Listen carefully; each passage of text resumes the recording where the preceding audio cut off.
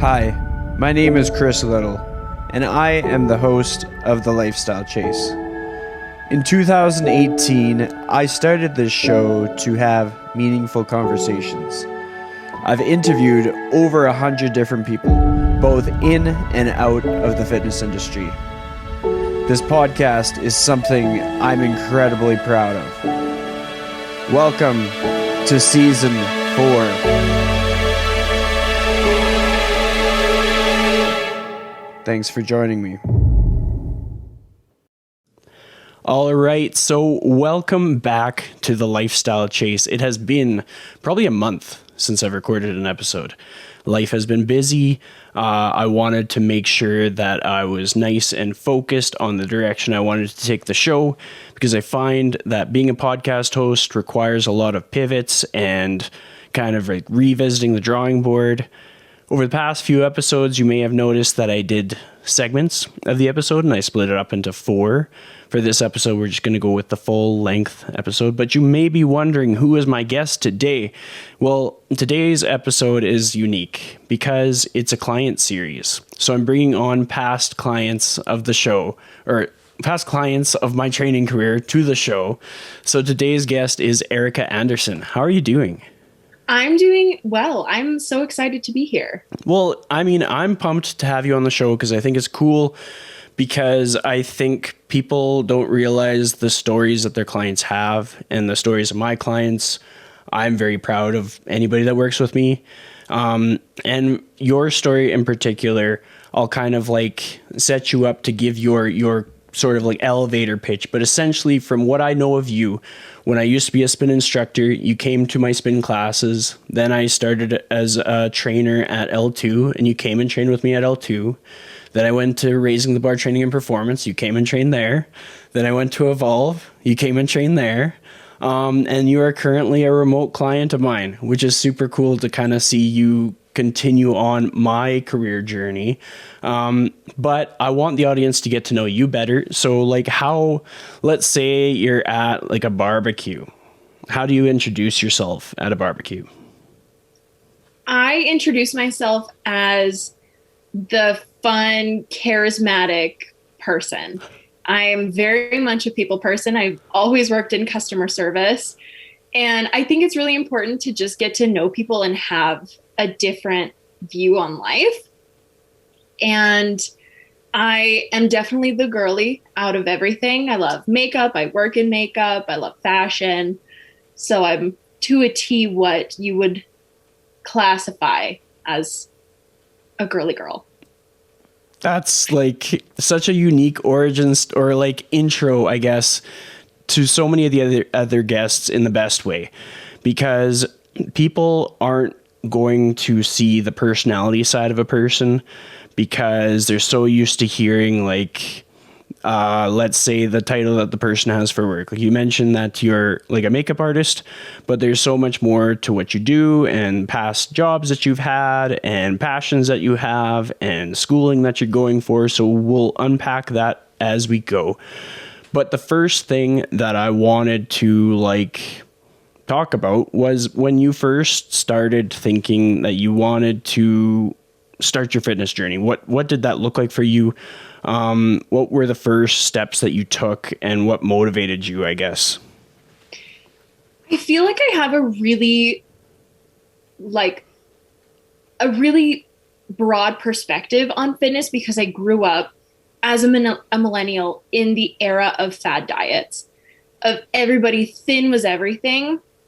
And I definitely had that mindset going into training. It wasn't to be strong. It wasn't to feel good. I had a goal of weight loss. That was it. And it really showed me as I kept going through it, what it was all about, that weight loss wasn't the end goal. And I had been talking to friends about training, and I had a lot of coworkers who went to True Ride where you were a spin instructor. And so it was really just word of mouth of like, you should try it. We love it. It like gets our heart rate up. We feel good after. And I felt like it was the way that I was going to reach my end goal. And now my end goal is very different than it was before. So, as you kind of started to dip your toes into fitness, like what were the first things in your life that you started to notice change? Like I know my own story and like how fitness sort of helped me through the ebbs and flows of life, but let's hear the perspective of you. Like you start going to True Ride, how did life start to change for you? I felt a lot more positive. I'm already a very optimistic person, but when you feel like you're in a rut in your own life, going out and getting to the gym, you get to release everything. You feel like a brand new person after. And I feel like it gave me the chance to really experience that and come back and be able to have my day and really focus on what I needed to focus on. I like that. So when it comes to thinking about what you're focusing on, like what has been the primary focus, like let's say career wise for you? Like, and we can start off by what was your primary career wise focus at that point, like 2017, 2018 kind of thing. Yeah, my main goal was I was working as a retail manager and business was everything. I was focused on numbers a lot and trying new things at work, and I was very just business focused, and I found that it was really overwhelming because I was young. I had never worked in that before, and fitness just helped me clear everything up so I could plan out what I wanted to do and focus on what needed to happen in that moment instead of thinking too far ahead of what our business goals were. I like that. Well, I mean, just like pinpointing how you were able to clear your head and kind of clean the slate. But something that I often ask people, usually I have them go into the time machine. I'm like, okay, what was life like when you were in like grade 10? For you, I'm going to say what was life like for you when you were in grade 8. I don't know why I chose that. I'm just thinking it might have been like a time when you may have faced adversity. Maybe it was a time when you were in your prime. Maybe it was a time when there was somebody really inspirational in your life. But like, tell me more about grade 8 life for you. It's funny that you mentioned grade 8 because grade 8 was the peak year. It was everybody was getting along school, like things were just happening with friends. And it's the year of junior high that really sticks out because I had a really good friend group. We all hung out all the time and classes were really enjoyable. And at the time, even though I didn't feel as comfortable as I could have, I hadn't realized that maybe I didn't feel uncomfortable. Life was just, it was bliss. It was unaware childhood bliss. Well, you bring up the not knowing that you didn't feel uncomfortable. And I think there's something that we can pull from that. And as a person gets older, they get more in tune with realizing, like this whole feeling of discomfort, we just kind of make that up. Like there is no reason to feel distraught because you're not just like someone else. And it's not to say that you can't have high standards for yourself, because everybody should be able to shoot for the stars kind of thing. But anatomically, everybody is different. Personality, everybody's different. And so we can truly only focus on like the best version of ourselves. When you were that age, what did you envision for yourself career-wise? Did you have like an I want to be blank when I grow up? I did. I was very focused on being a veterinarian, which now looking back and what I do as work now, being in retail and makeup, it's the complete opposite. But at the time, it was very much sciences, brain, we're going to do this.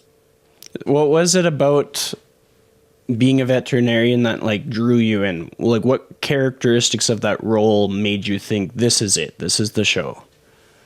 I will not only love animals, but I like weird things and being able to be in the medical field without working on people, which I think is amazing for the people who are doctors, but I could never work on live people.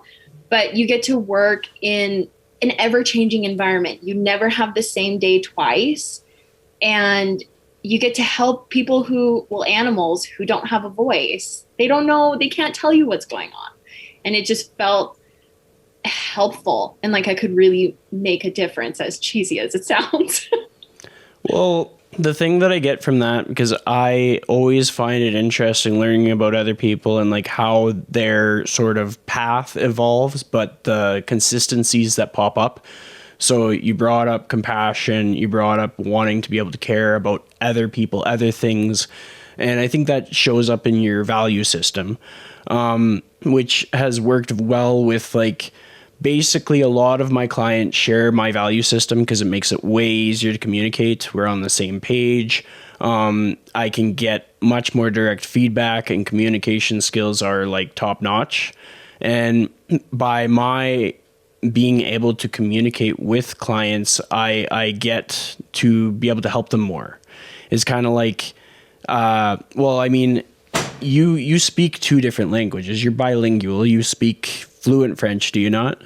I do, yes. So in being able to do that, having that skill allows you to see eye to eye with many, many more people. And that would be basically the difference maker in a trainer who can communicate versus a trainer who doesn't place communication or values as a priority. You're able to get further. You're able to help that person see more in themselves.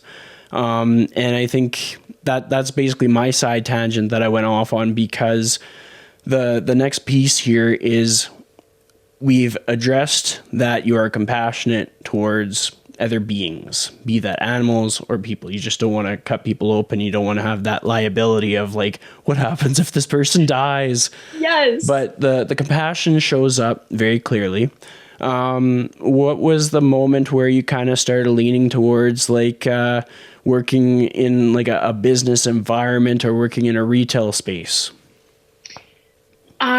When I graduated, I had a very different idea of what I wanted. I was very much into working in film and working on makeup sets. The Walking Dead is in its prime. It was perfect. And I loved being able to have my own hours, even though you work really long hours on set. You could pick a project or not. And so I went to makeup school. And then I tried to get a job after, and it ended up just being retail at MAC.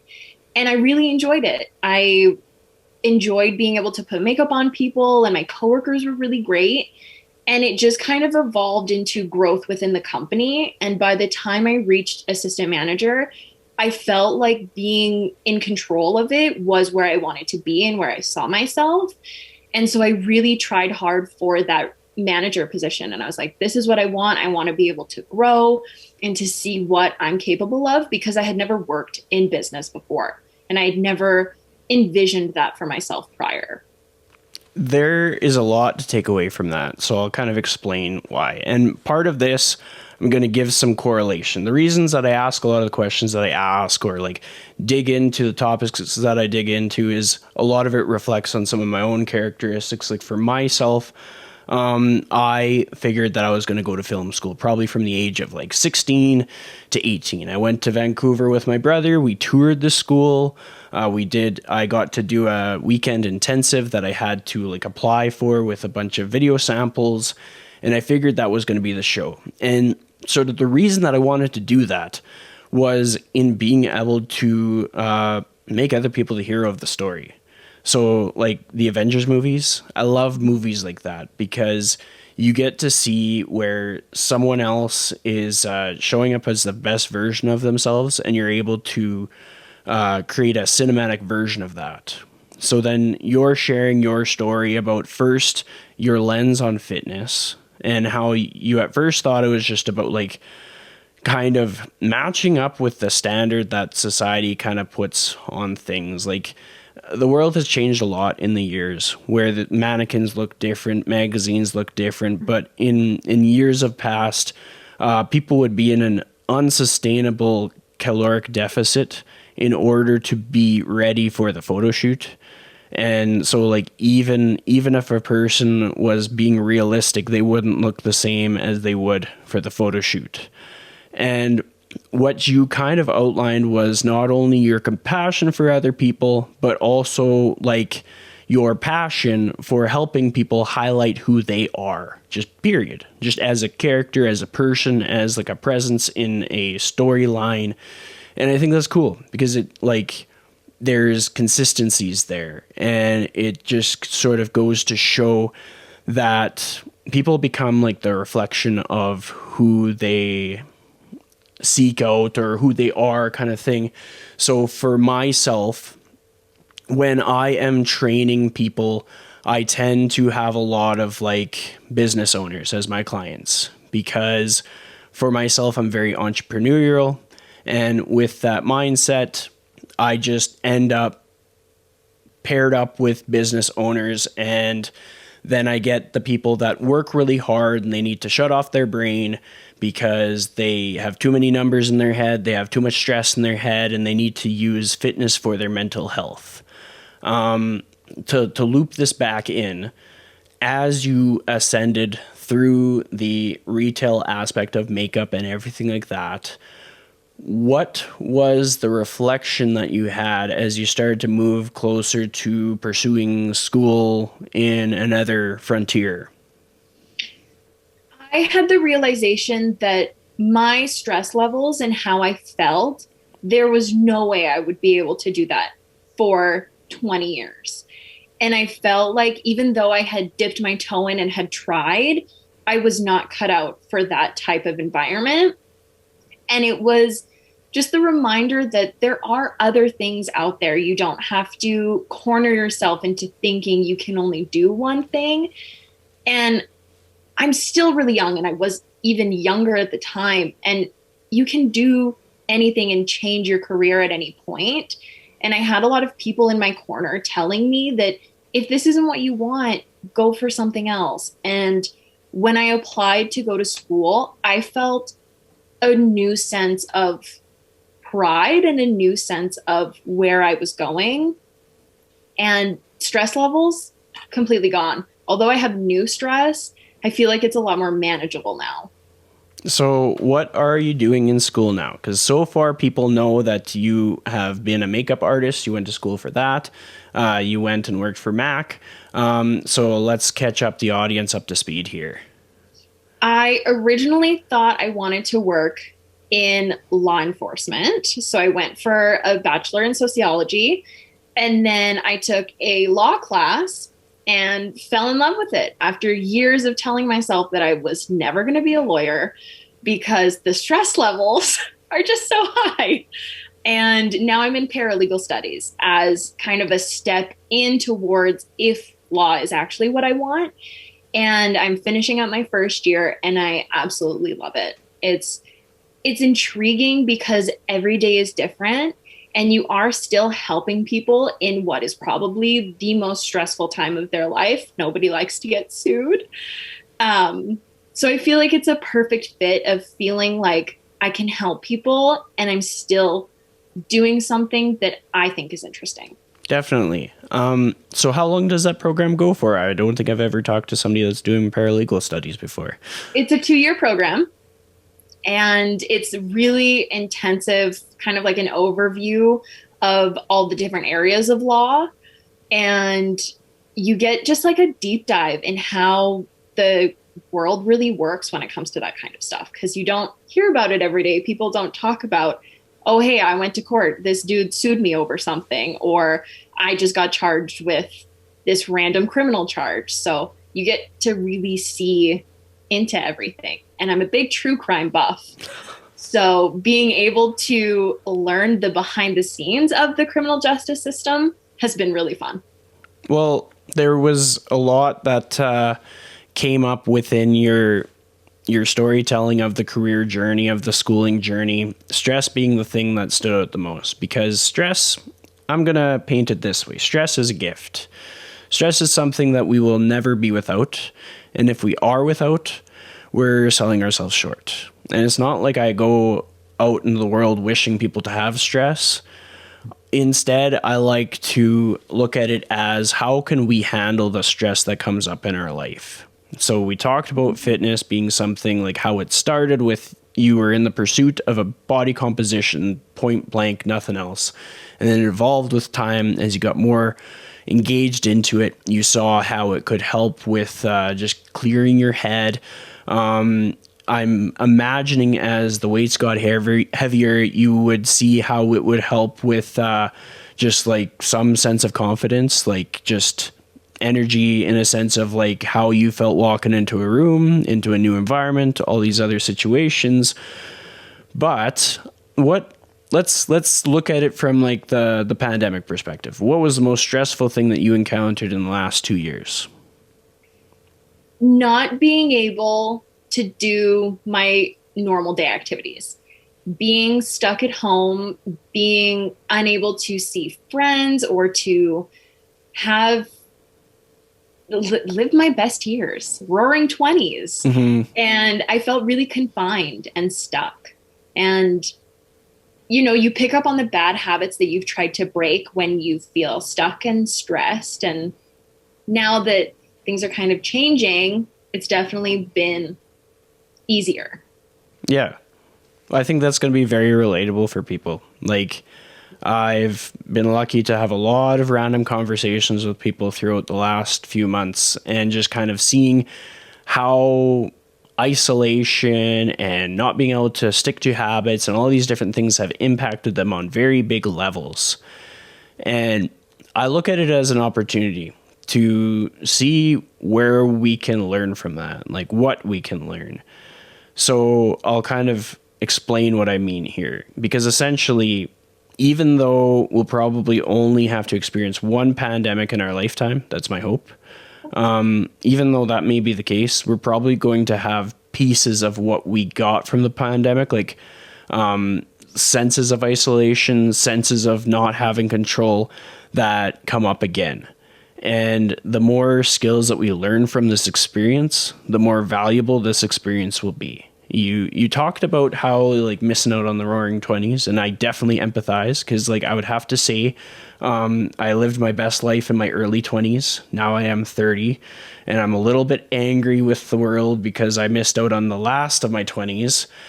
But when I've been able to reframe the situation, I've been able to see that it's like a once in a lifetime business training, life coaching experience. We've basically gotten the opportunity to kick our own butt, whether it was in a fail, succeed kind of way, or in keep on the line as long as you can and just don't fall down sort of way. And those analogies might be a little bit fuzzy, but essentially, in this society, in this world today, resilient people have an advantage. And definitely, people who struggle to be resilient but are open to learning new ways also have an advantage. So an advantage that you have as a client is that you're coachable. So you're always open to feedback. You're always open to learn new things. And one thing that we had to do was learn how to use the app, because instead of doing like the in-person training, we were starting to use the app. We're working with like coaching calls. We're working with like messaging. How has that experience been like for you so far? And how is it similar to in-person training? And how is it different?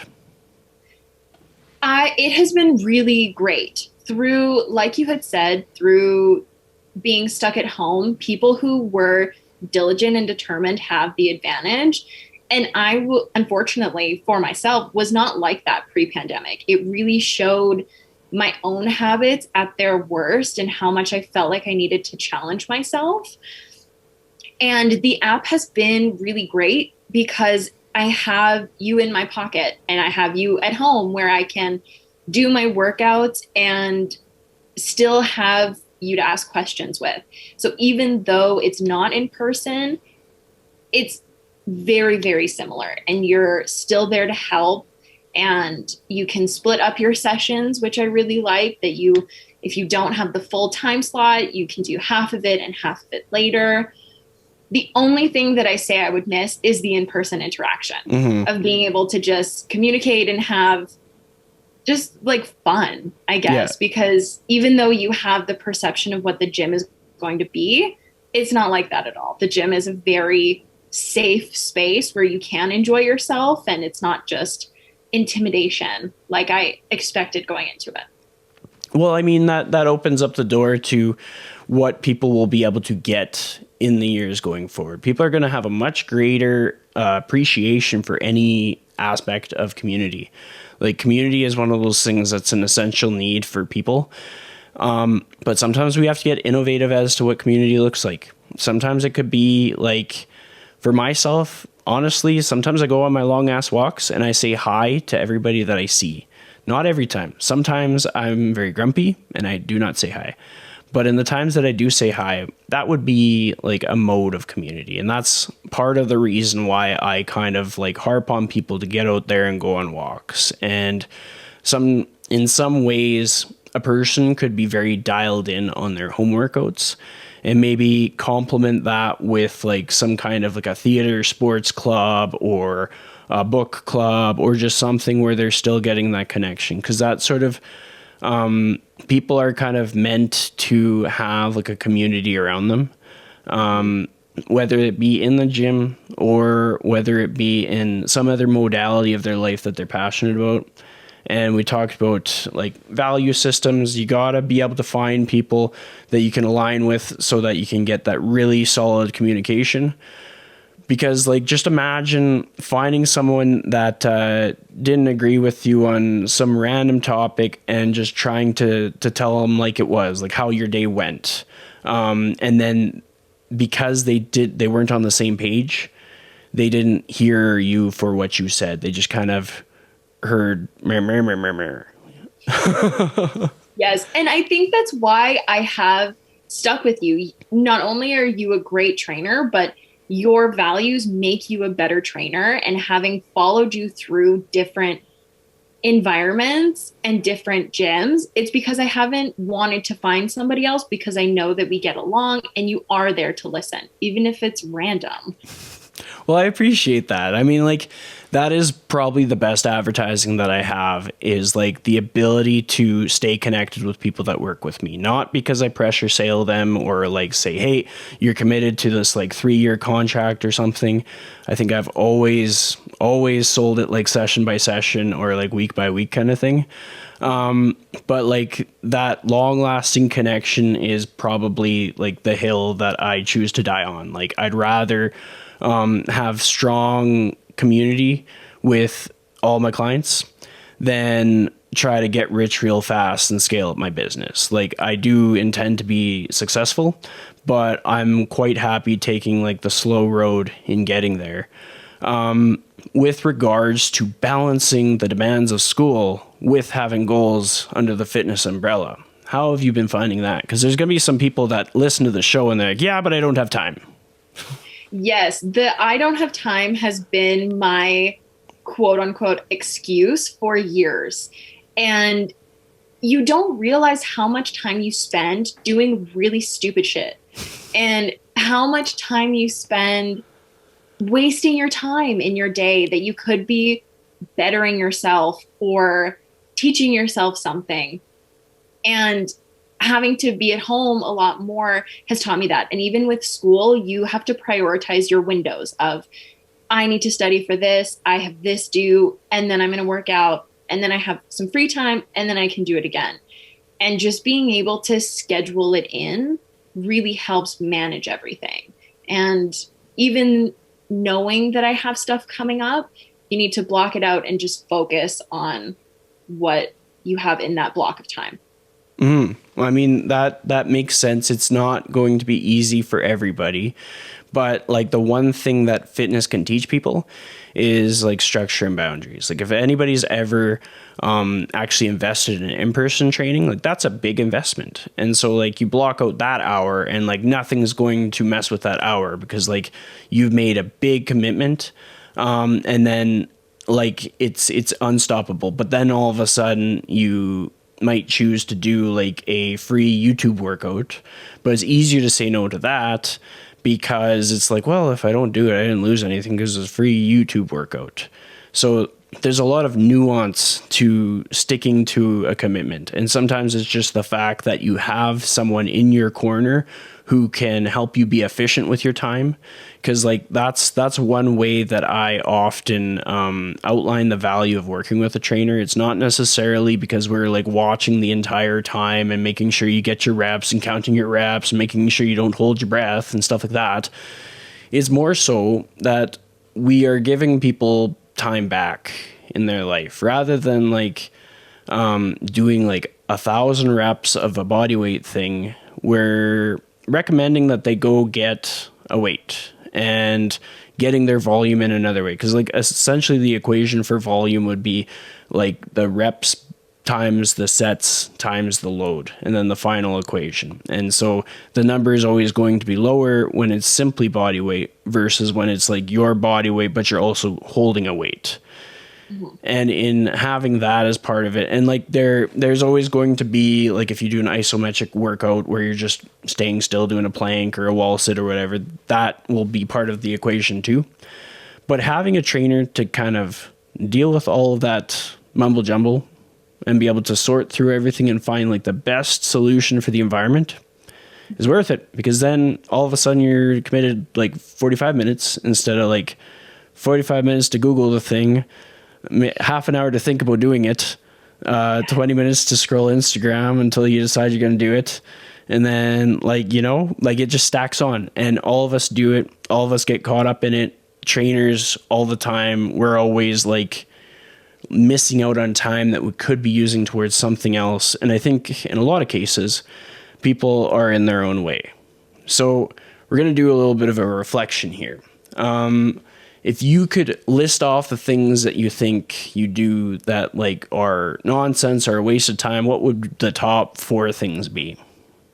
I scroll way too often on social media. I spend a lot of time watching Netflix. I feel like all of this is very relatable stuff. Mm-hmm. Reading is not a waste of time, so I won't add that to my list. I would honestly say I spend most of my time just on my phone, whether it's social media, just looking up random things on the internet, watching movies, watching YouTube. I feel very consumed a lot of the time by what I have in front of me instead of really thinking about how I'm spending my time. Mm-hmm. So I actually don't have a solid solution for like structuring less time on social media. So I'll tell you why I don't, and then I'll tell you what the solution would be if this was like a coaching session. So first, the explanation as to why I don't just have some solution, because like I always want to do what I say I'm going to do and like lead by example. So aside from personal training, I also do some social media contracting. So I'm not going to lie, I spend a lot of time on Instagram because I'm creating content for about 12 different Instagram accounts. But I have found in past years, as I create structure around the other activities in my life, it starts to shrink the window that I have for Instagram, even when it's Instagram that generates income for me. Like, to put things in perspective, I can pay my mortgage with the income that I get from Instagram. So it's not just like $50 a month kind of thing. That's not a brag. It is simply just to give people like an idea of like the volume of work and that it is still a priority in my lifestyle. But essentially what I found to be much, much more helpful is to start planning things that align with your goals. You talked about the book. Reading books, and you're like, I read a lot of books, but books aren't bad. So what kind of books do you read? I read a lot of romance and a lot of comedy. I love horror thriller type books too. And I have noticed, because I was spending so much time on social media, that it was affecting the way I slept. And I love to sleep. I could sleep all day, every day. But knowing that I was waking up still really tired, I changed a few of my habits in the evening, just in the evening. And now I started reading more books and I sleep so much better. And I feel like I feel more productive because I'm doing something that stimulates my brain, but that isn't a waste of time. Mm-hmm. So this next counterpiece that I have in the category books isn't going to be the most popular. Like, it's not going to go over well with the whole audience because they're going to be like, why are you picking on the books? And I'm going to explain why. So I think those book selections are awesome, and I think they're necessary, and I think they probably help round out your life and give you a bit of like novelty and excitement. However, my counter suggestion is, what if one of those books was something that you picked with a sense of purpose because it aligned with like a goal that you had? And I'll give an example. For myself, probably one of my biggest weaknesses is my ability to keep my place tidy. And so actually something that I did was I started getting books that could help me to keep my place tidy. I think I got that Marie Kondo, The Art of Tidiness or something like that. I've gifted that to a client in the past because I thought it was such a good book. And it's just kind of something that helps. It not only helps with like the environment of your home, like just having a nice place to live in, it also kind of helps you to make like conscious decisions that impact the unconscious part of your life. And this isn't a hippy dippy thing, trust me. Basically, every bit of space in your house is valuable. So whether you live in like a tiny apartment or you live in a big mansion, the space that is taken up in your closet, that's prime real estate, because other things could go in there, even if it's invisible, because like it could be storing something else, or it could simply not be storing anything and then not be occupying your mind. Have you ever walked past a picture of like something that used to make you really happy and then something changed in your life and then it doesn't really make you happy anymore, but you kept it because there was some sentimental value to it?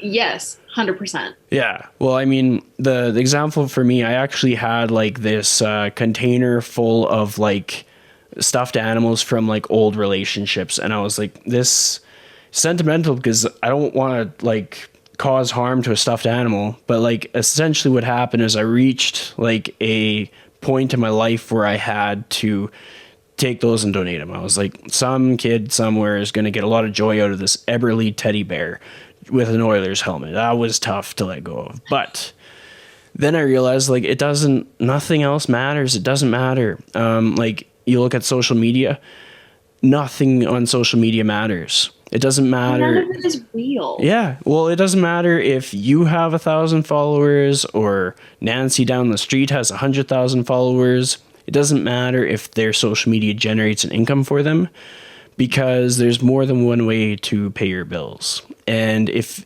you want social media to generate income for you, you're probably going to have it feel more like work than it is like social media. And so it'll be irrelevant. If it feels like something that overtakes your life, it's not work. Like the stuff that I do for the accounts that I create content for, I have no emotional investment in any of that. I get the job done, press post, off I go, all done. And it kind of depends which area of that you're in. Some people might be handling the DMs, stuff like that. I just I post and I run.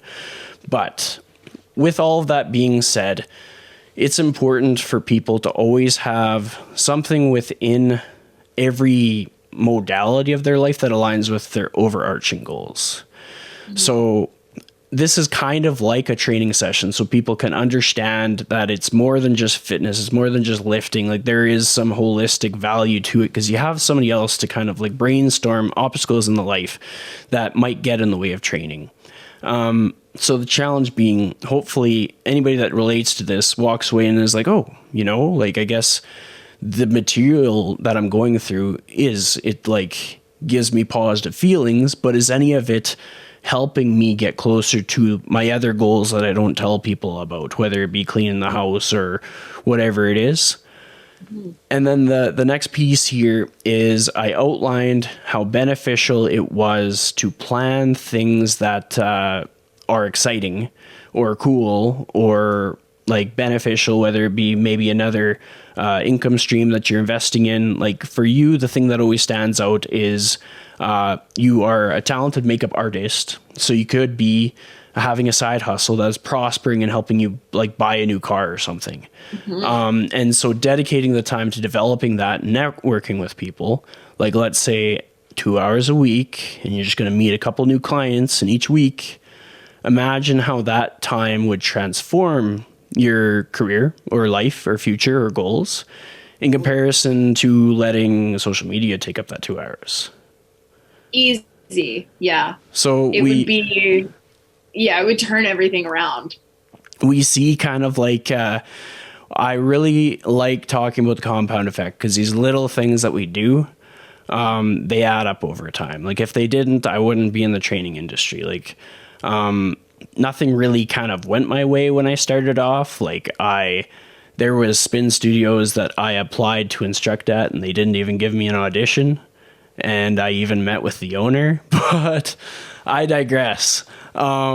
It's never been like easy, and that's why I almost wish people to have a bit of a struggle, because it works out for them, because they build up this sense of resilience, they build up these skills, and then all of a sudden they stand out in a room full of candidates. So to kind of get us onto the next step of this challenge, I guess, that I have for you is, when we've talked about everything that we've talked about with regards to time and structure and priorities and goals, what are 3 things that you're not scheduling in your calendar that if you did would absolutely have a compound effect to help you with your goals in life? Cleaning. You mentioned Marie Kondo. As I look around, I could definitely change my cleaning habits. And I find that I clean whenever I look around and I'm like, oh, I could do that. But sometimes I don't. And scheduling time to clear your mind with it too. Like you said, the space you live in makes a really big difference. So I could schedule in some cleaning time. What do I not schedule in? I don't know. I schedule the important things. So things that I know that have to get done. If I don't write it down, it's not getting done. So if I know that it has to be a priority, and maybe that's just changing what I view as a priority, because I know that I write down priorities. Yeah, I don't know. It's cool that you answered that way, because it gave me a lot to work with. And it's because I'm old and I got old man energy over here. But essentially, sometimes what we see as a priority should have been a priority like 2 years ago. Yeah. And I say that because I've learned some tough lessons, and because just life teaches you things, and that's why old people are wise. And I'll kind of explain what I mean. So throughout COVID, lots of people have lost people in their lives, or lots of people, like, they start to realize, like, they're not a spring chicken anymore. Like, there's things that they could have done before that they didn't do because they made all these excuses. Now time has gone by and then they couldn't do it. Oftentimes I reflect on, like, if I had not, like, taken a leap and changed careers, I'd still be in the old career. Like, those excuses were strong. And, like, I'm a loyal person. I stay with companies for a long time. And a valuable lesson that I learned was sometimes you basically have to listen to what, like, your gut is telling you. For me, it was just like, there are bigger things for me. And when I realized, like, I have no guarantee that I'm going to reincarnate and come back and be able to do this, so I better do it in this life. Mm-hmm. Although I would like to reincarnate into a dog. I think that would be a pretty good life.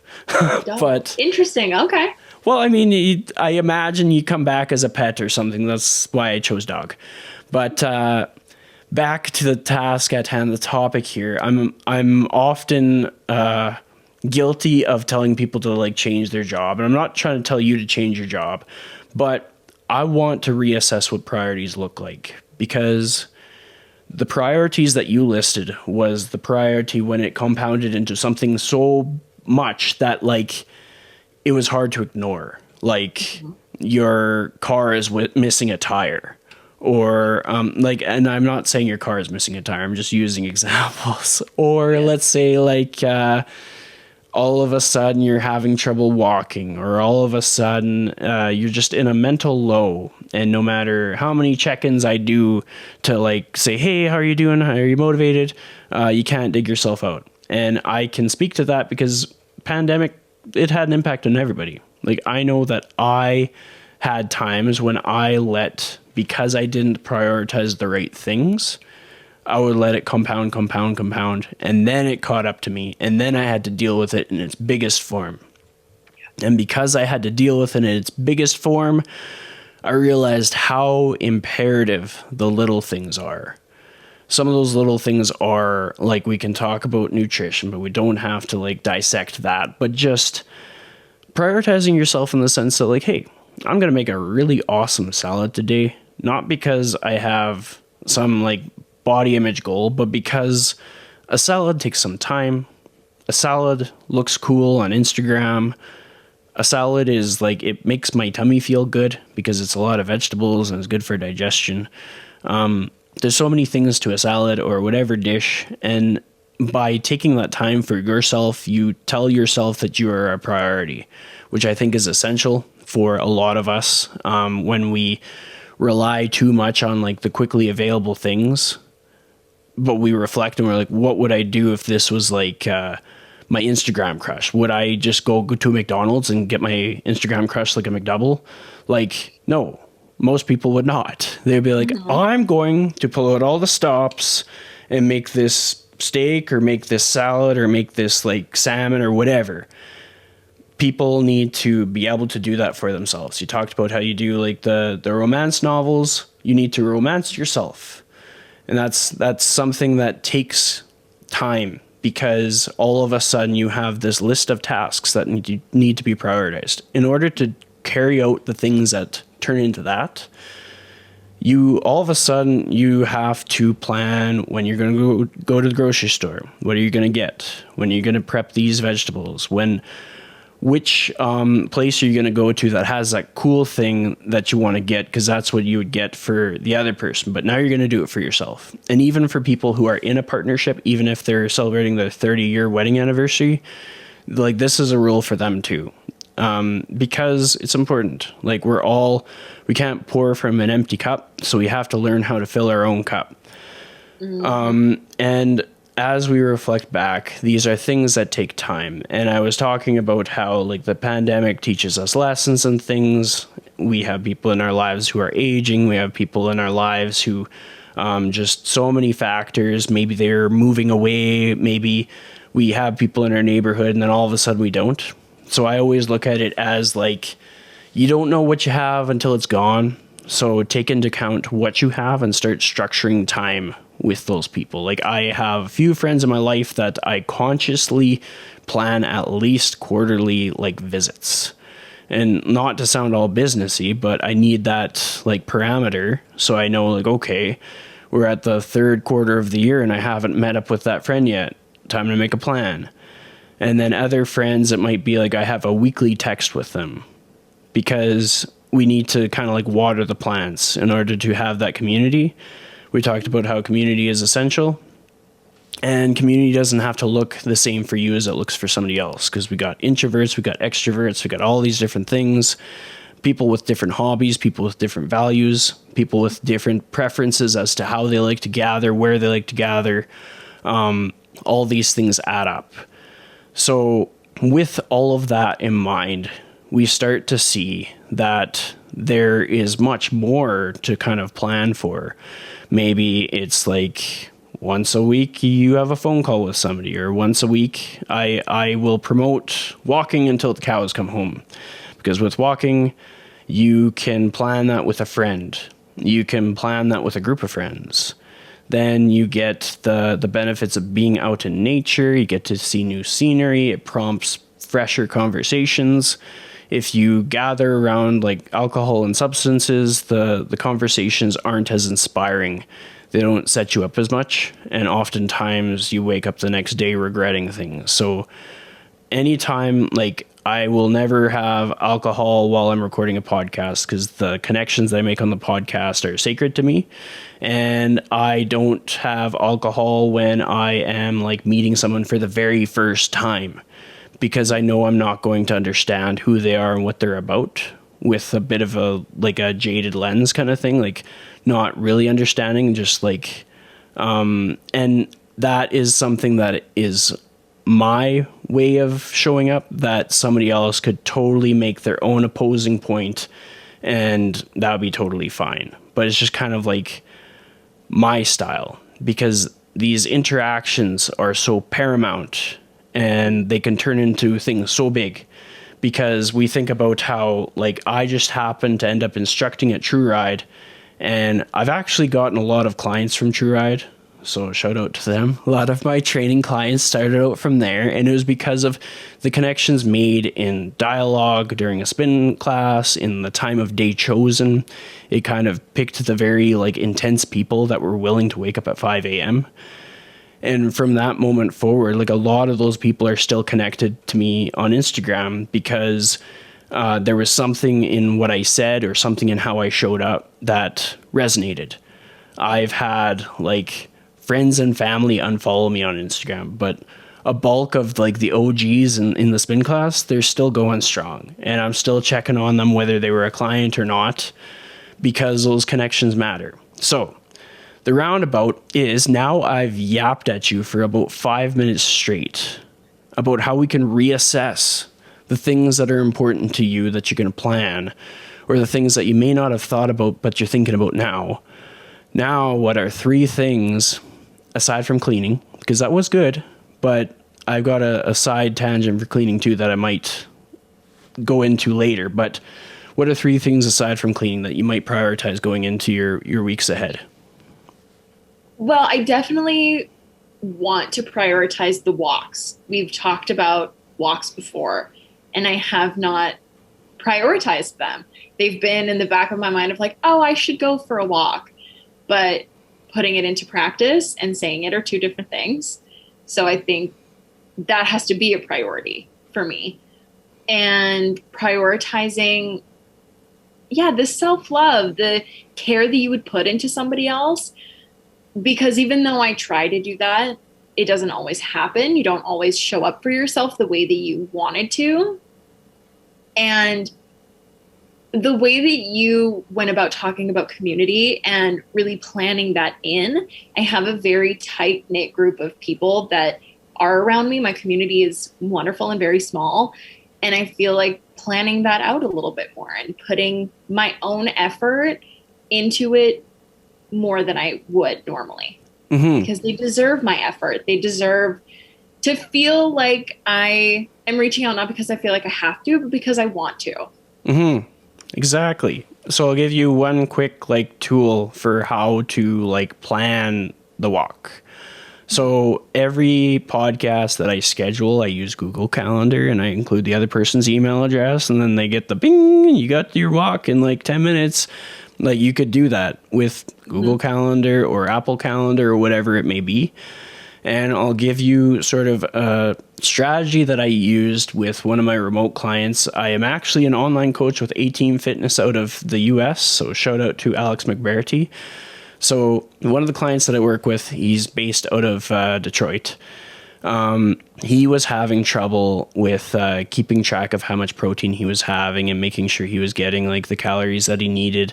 And so I was like, hey, you know what helps? When you got somebody nearby who is on the same page as you, somebody who understands the context around all of your goals and understands how everything works and understands how it helps you, because everybody has people in their life that want to see them win. Like for myself, I want to see all my clients win. I talk to them about how they can help their business. I talk to them about their side hustles because I want to see them prosperous beyond just being strong and like being a good representation of what I do for work. I also want them to like get the bread, like be very successul.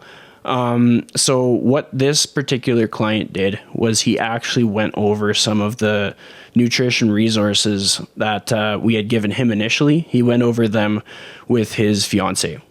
And so in doing that, it helped her to be totally on the same page.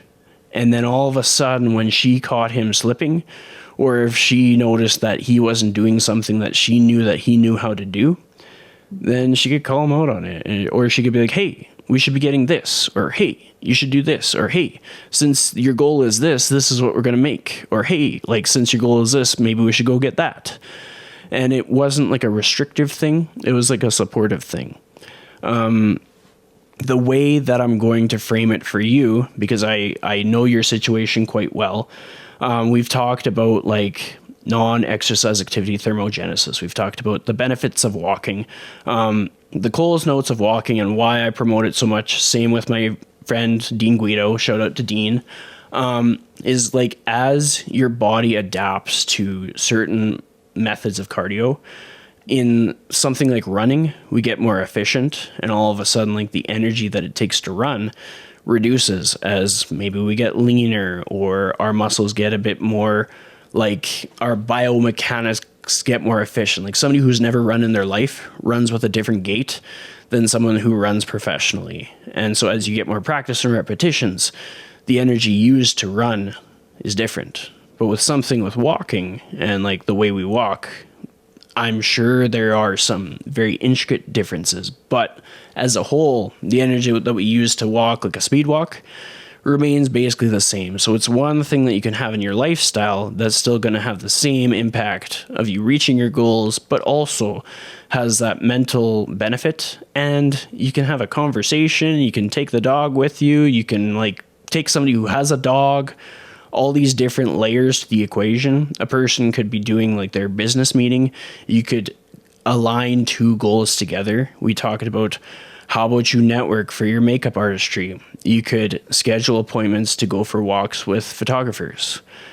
And then if it was a wash, like if it did not work out, you got your walk in and you made a new friend because they probably know other photographers. Mm-hmm. See, this is almost like a business mastermind, but don't ever call me a business coach. But anyways, so the fact of the matter is that we talk about the benefits of walking, but within your trio of friends, do they know the benefits of walking? Do they know what NEAT means? Do they know kind of just your goals or what you're working on? Do you break it down for them? No, I mean, we talk a little bit about what we're doing day to day, but I've never really broken it down for them and being like, this is what I'm working on. This is where I want to be. Mm-hmm. I've kept it very personal of like, this is my own journey. This is what I'm going to do. Cool. So I'm going to put out an offer. So they are welcome to reach out to me for a free consultation, and it's not to be salesy. It's honestly going to just help them understand what kind of a path that you're on and the goals that you have and everything that you're working towards. But by them connecting with me and hearing it straight from the horse's mouth is going to save you having to explain it, regurgitate it. It's going to be very similar to like the video that my other client had watched, except I'll just do it live. I'll just like give them the presentation just straight up. So I'm assuming they're going to listen to this episode and just reach out to them direct and just tell them to connect with me and be like, hey, I want my free consult, and I'll set them up with it. Nice. Because that's going to help them to be more aligned with you and your goals. And it might help them too. Maybe there's some stuff that they never even thought about that they could implement into their life. I think that's it's pretty imperative to have people enrolled in what you do. Like even like for someone entering into a career where the odds are against you, the more enrolled your community is, the more likely they'll at least know what to say with regards to you reaching your goal. They're not going to understand the journey or the effort that it takes or the steps needed or the sacrifice necessarily, but they will understand the why. For me, when I explain the why behind my training career, nobody second guesses. When I really break it down, they're like, oh no, like he will basically do it no matter what. Like the sky could fall and he'll still be a trainer. Because the passion comes through and like the storyline and the origin and all that stuff. And so I've enlisted people. So essentially that will be an exciting thing. I'm going to probably follow up with you to make sure they actually take me up on the consultation, because I think it would be a great opportunity. I will make sure that they take you up on that offer. Excellent. So to close things off, because we've gone over so much, this has been a very like conversational episode. Maybe it hasn't been the most focused, but hopefully not only you, but some of the audience have had some takeaways. What is a challenge based on your experience, based on where you are at in your life, based on what is your expertise that you would give the audience that you think would make their life better? I would challenge people to do something new, something that you've always thought about doing, but have always been like, oh, well, maybe it's not for me, or you're a little bit scared of doing it, because it might open up a new door for you. And that's definitely how I've tried to live my life now, especially through the experiences that I've had of like, no, like I'm going to do it. Why not? You only have this one life to live. You might as well just do it. Exactly. And I mean, like, that is something that is said often, but people don't understand it until they have no other choice. Like when we were stuck in the pandemic and we were like, shit, I could have done that before. Now I can't. Why didn't I do that before? And then we're hopefully getting out of the pandemic. And now we're like, okay, learned my lesson. Should have done it before. Now I have the opportunity. Don't anybody let me hesitate. So, and that's exactly it. I've put a lot of my own things of now that we're out on the back burner. And I always told myself, oh, well, when this happens, I'll do this. But now is the time. Mm-hmm. Pushing it off is only going to make you push it farther. And then with regards to what we've talked about with like basically treating yourself as like living your best life. That's often how I frame it. I go to Faro for sandwiches because that's a place that I think would be awesome to be taken to. So I just take myself. I go to the movies all the time because I'm like, well, I love movies. I miss going to movies. I was like, why am I missing going to movies? Just go to that movie. And by doing that, it embodies a different energy. People are always going to know if you're putting yourself first. And it's not like a selfish thing because compassionate people have a really hard time putting themselves first, but nobody's going to save them from the hole that they will fall into if they don't, if that makes sense. Does that sound clear? Yes, definitely. So with that being said, if a person is listening to this and they're like, I'm a compassionate person, I was really vibing with this episode. Well, you damn well better be putting yourself first in the week ahead because there's no time like the present. You have to schedule it. It's not like there's a cap on your finances because the better position that you're in on a personal level, the more likely that people are going to say yes to giving you a raise, the more likely people are going to hire you, or the more likely they are to give you a deal on something that reduces the spending output.